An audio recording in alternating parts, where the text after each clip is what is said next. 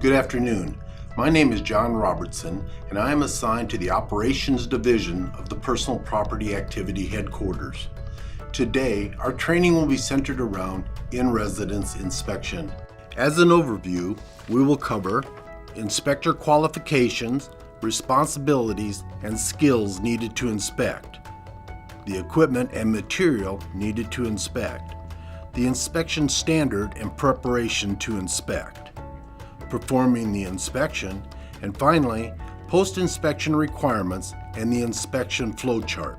When looking to fill a personal property inspector position, the transportation officer must consider a candidate's level of education, his or her experience within the career field, and growth potential. Inspector candidates should have a background in personal property as well as experience as a personal property counselor. Additionally, candidates should have a working knowledge of the Defense Personal Property System. A valid motor vehicle operator's license is also necessary for all inspector candidates. Inspector responsibilities.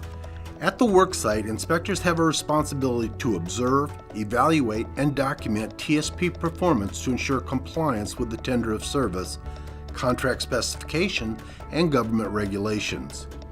It is imperative that inspectors remember that observations conducted at the residence should be done without distracting the service member or employee from being able to fulfill their obligations in the moving process.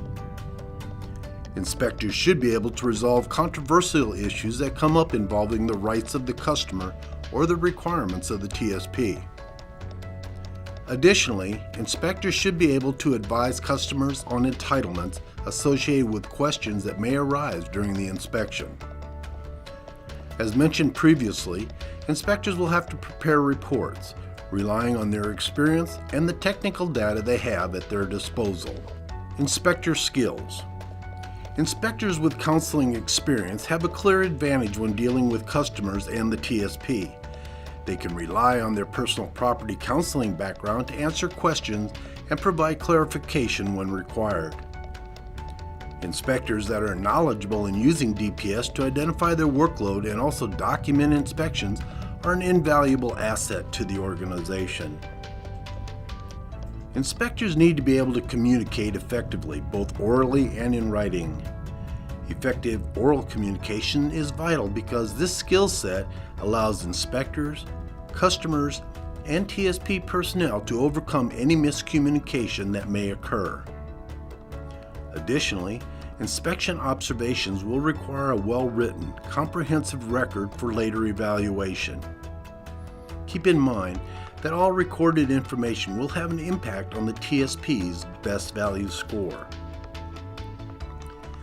Another important skill is that of being proficient in researching, interpreting, and applying DoD policy and Air Force guidance in the field. All inspectors should be able to work independently and effectively under stress.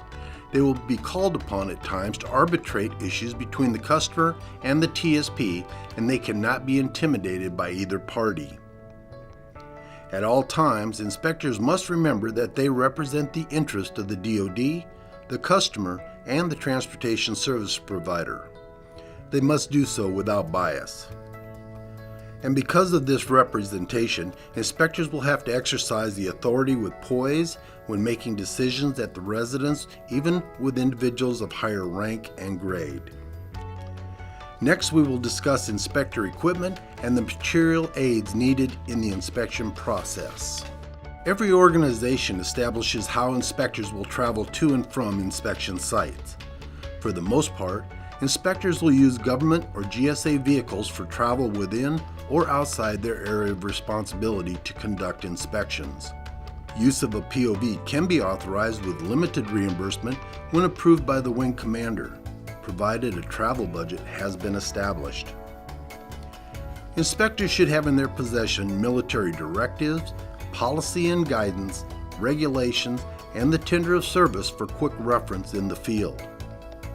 Additionally, business cards, cell phones, cameras, and in some cases tape measures also aid the inspector in the field.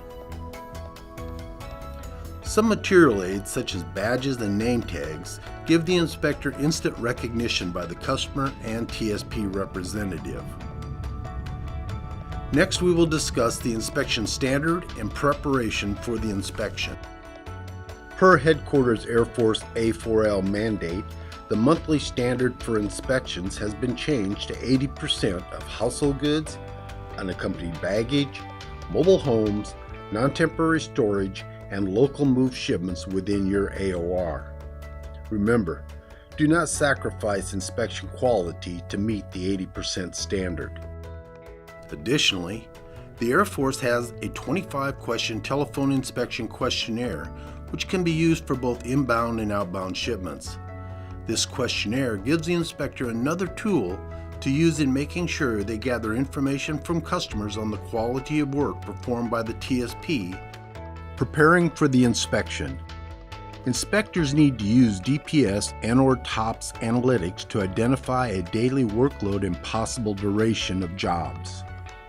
They need to preprint the shipment evaluation and inspection record for use in documenting inspection results. They also need to prepare a list of pre-approved accessorial services for their daily jobs. Before any inspection, the inspector must determine the property location, the TSP performing the services, the type of shipment, and the pack, pickup, or delivery date and time. In some cases, the inspector may want to contact the TSP dispatcher for an estimate of the pickup or delivery time to determine an estimated arrival time at the residence. When the number of inspections assigned exceeds the inspector's capability, then a decision must be made as to which jobs will not be inspected.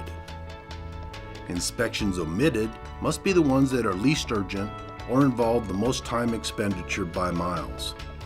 These inspections may be done telephonically.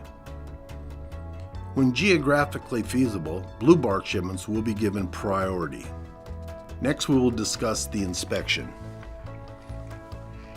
When the inspector arrives at the home to conduct an inspection, they should immediately establish contact with and greet the customer. Sometimes the member or employee is absent on moving day, leaving a point of contact, a spouse, a friend, child, or parent who did not attend the counseling session, to release the property. Treat this issue as a potential problem. Once contact is established, the inspector should advise the customer of their role in the movement process. While doing this, they should establish a physical distance from the TSP personnel and learn from the customer if there's anything they were expecting that has not happened so far. Additionally, ask if they are pleased with the way the TSP personnel are treating their possessions, and finally, determine if the customer has any concerns at all with the move so far. Next, the inspector should turn their attention to the TSP personnel.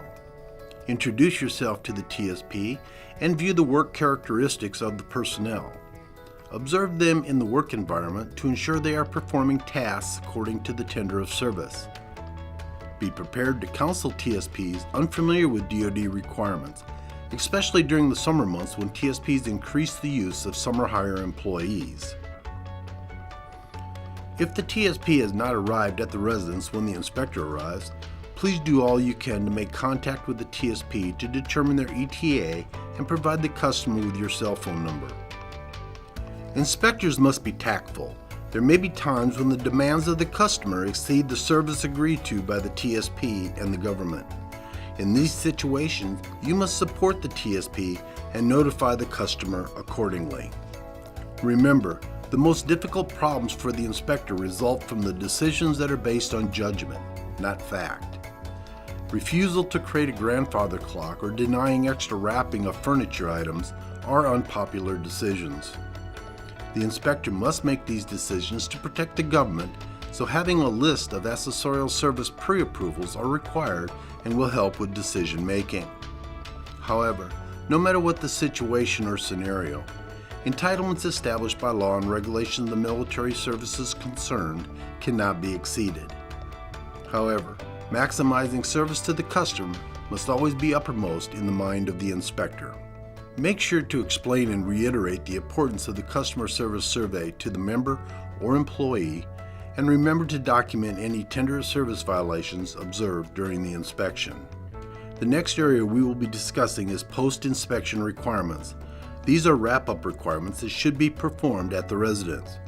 For outbound shipments, check pre-approved accessorial services. Deny if the service was not performed. Review inventory preparation for completeness, excessive use of exceptions, and legibility. Observe packing and loading. Identify failure to containerize and seal overseas containers at residence. Review and make note of any documents the member did not receive from the TSP. You must also explain TSP's responsibilities for direct delivery and the delivery of shipments from SIT. And finally, remind members to verify the weight of their shipment with the TSP prior to delivery. For inbound shipments, inspectors should advise the customers of their rights to a full or partial unpacking. Remember, the TSP is not required to return to the residence to pick up any packaging material left behind if the customer requested a partial unpack. Ensure the customer is briefed to use the TSP's inventory for in-checking personal property. Advise customers on use of the statement of loss or damage at delivery and the necessity to record all loss or damages identified during delivery. Also advise procedures for identification of additional items after the TSP has departed. After you have returned to the office, the following general information is applicable to all shipments. Use DPS to input inspection information and complete the shipment evaluation and inspection record. Gather and record discrepancies, including photos and entering inspection notes into DPS. Make a determination as to whether quality assurance action is warranted. Always take credit for completing an inspection. Credit for the inspection will be taken on the pickup or delivery day. Regardless of the number of times a shipment may be visited during a pack or delivery, credit for the delivery must be limited to 1. Finally, here's a look at the shipment evaluation and inspection record and joint statement of loss or damage at delivery. Now, to wrap it all together, the in-residence inspection flowchart. This concludes our in-residence inspection training pod. This training pod covered in-residence personal property inspection. We specifically identified inspector qualifications, responsibilities, and skills needed to inspect. Then we looked at inspector equipment and material aids inspectors use on the job. Next, we looked at inspectors' preparation, execution, and post-inspection requirements. And we ended with an inspection flowchart depicting the entire inspection process for your future use. This training pod can be located on the PPA headquarters shared drive for your use and future reference. Thank you.